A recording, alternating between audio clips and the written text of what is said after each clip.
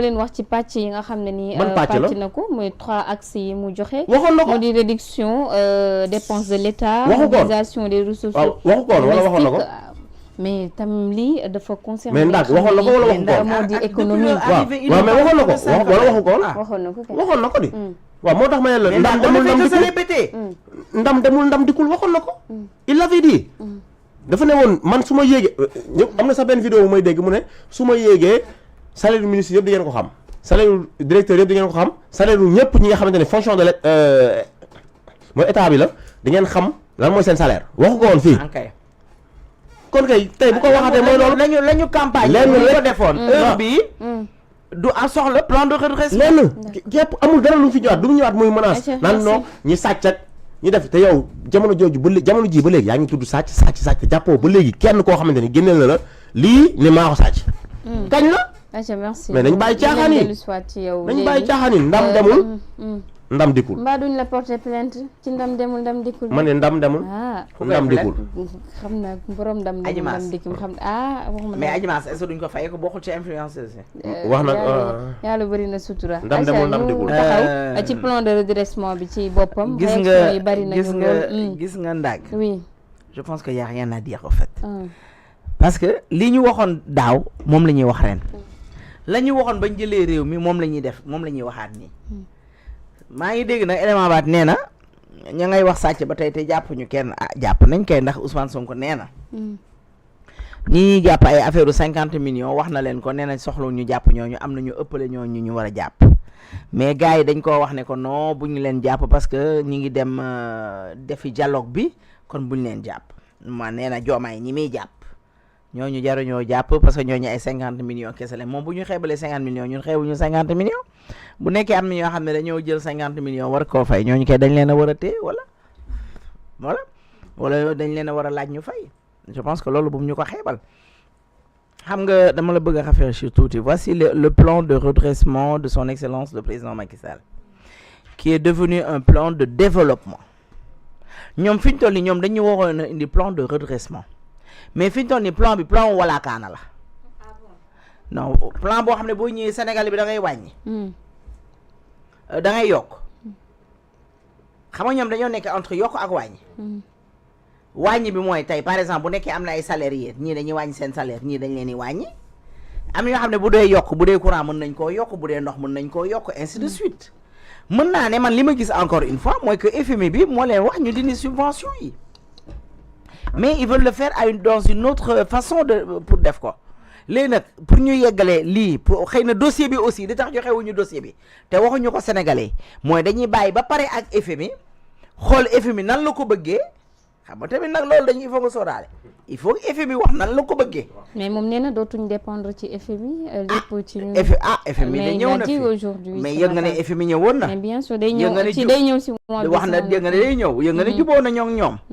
waaw léegi kon wax ji fan la féete. est-ce que li mu wax moom la président wax est-ce que ñoom ñooy tari même kii bi bon waaw je pense que inchallah d'ici fin du mois bi wala avant dinañ am lu ñu leer pour xam FMI parce que FMI gis na leen xam na seen façon de faire xam na li ñu capable ak li ñu capableut il va bés bu ñu jëlee décision pour liggéey ak ñoom on verra qu'est-ce que ça va donner maa ngi dégg ci biir wax ji aussi nee na mi ngi remercier président Diomaye le fait que mu det caché bi xaw ma bor xaw ma lan ni waaw mu kii ko mu lan na ko waxee am na nu mu ko waxee de gërëm na ko ci daal ci det caché bi bon bilan Macky Sall bi ci loolu mi ngi defoon nouvelle ville Diamniadio xam naa bu ñu koy lim fii ba suba du ñu jeex parce que c'est tellement beaucoup gis nga ni ma koy yéegalee nii bon je pense que après dinaa ko jox. En tout cas il y avait des réalisations. Voilà le budget passé à de 2000 à 6000 milliards. xam nga ne lii moo tax ñuy wax redressement. redressement de nekk développement.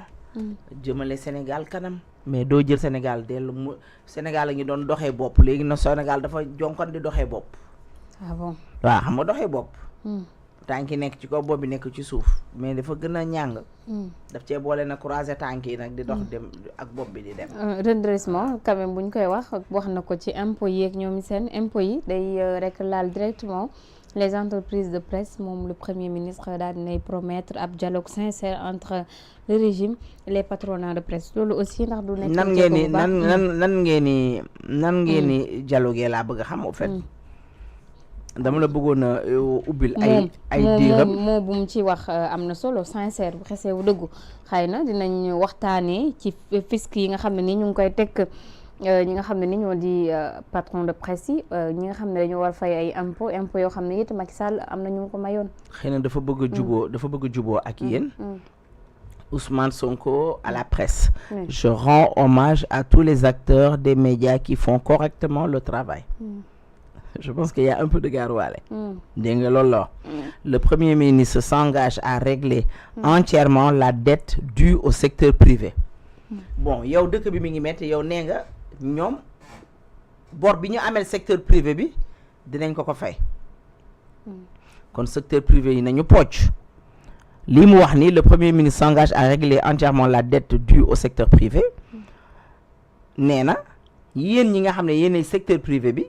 moom jël na engagement du loolu lay tekki ci olof wala jël na engagement am fay leen bor bi nga xam ne amel nañ ko yéen waa secteur privé boobu ñambaas na ko ci beneen bi nee na plan de redressement économique et social discours PM la ba tey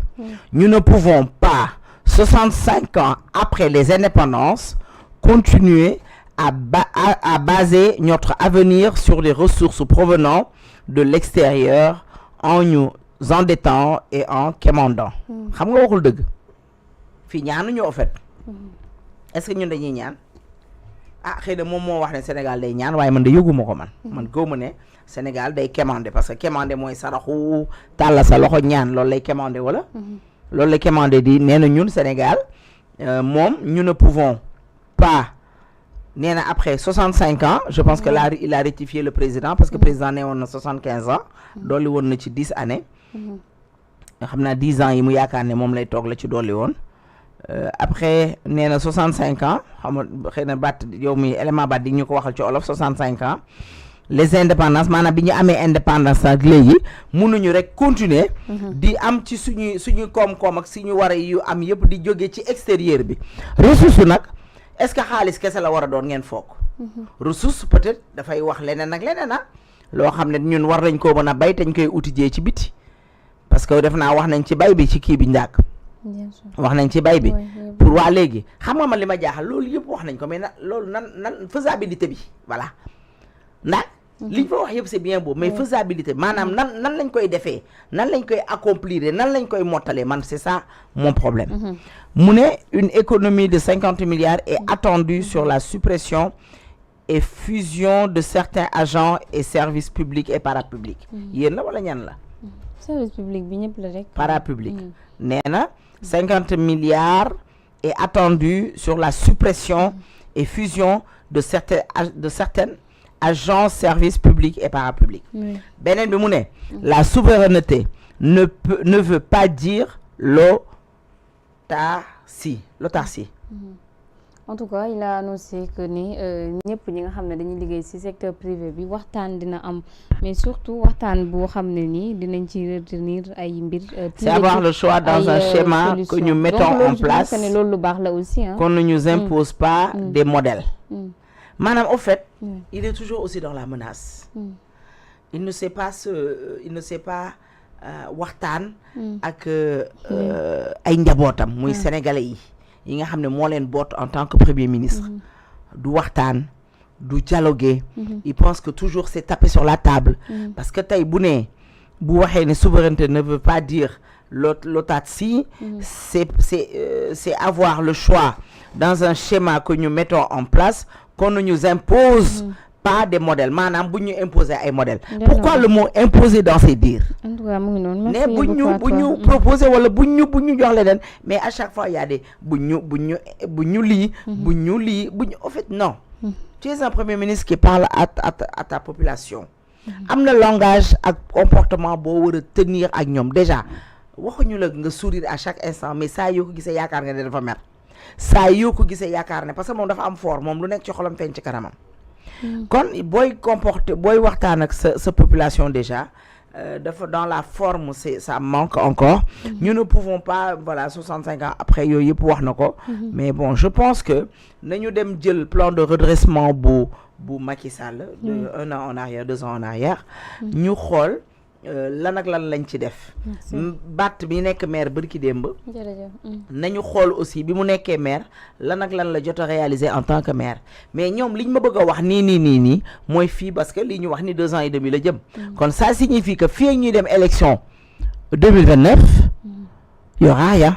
est-ce que xam ngeen loolu fii ñuy dem élection 2029 y aura rien du tout et lii ñu ma wax nii man lu bëri mënu ma ko cee gëm ndaak parce que dama leen di dégg Abdourahmane Diouf ngay lijjanti 2029 Ousmane Sonko ngay lijjanti 2029 donc lii alors que les gens nga jàpp ne soubassement bi 2029 la xam nga ndaak man balaa ma doon gëm ñoom dañoo ut réew mi dig ma lu ne ñu jël réew mi gisuma ci dara ñuy def kalax tet di def bu ñu demee ba xaw a mbëkk ñu wàññeeku waat ñu ba ñu dem ba sentir ne 54% yi mi ngi jeex ñu ñëwaat digaat ma ci élection législative ba ñu jox leen assemblée ñu commencé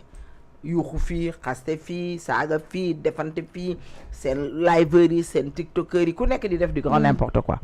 ñu dem ba pays bi sentiruñ ci dara barki dem ma gis un premier ministre qui sort pour dire d'une grande n'importe quoi sur un président de la République léegi man lan laa war a gëm au fait ndak parce que lii ñu may wax nii wax nañ ma ko yàggul dara dina wax de merci barki dem ministre budget taxaw na biir assemblée ne ma gaal gi dafa bëtt maanaam gaal gi ci boppam dafa am ay bëtt président assemblée nationale ne ma président assemblée nationale ne ma matt gi dafa tooy waaye moom mattam dafa wow ba mu mën a dem ne day jënd ji ay oto 50 millions loolu ci lan lañ koy boole est-ce que loolu dinañ ko stop parce que normalement su nekkee seen plan de redressement bi liñ ci wax moo dëgg la ci ñoom oto 50 millions yi dafa war a jeex